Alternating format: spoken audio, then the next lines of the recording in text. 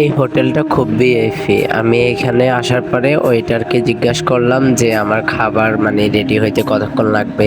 সে প্রথমে বলছিল যে 20 মিনিটের মতো লাগবে।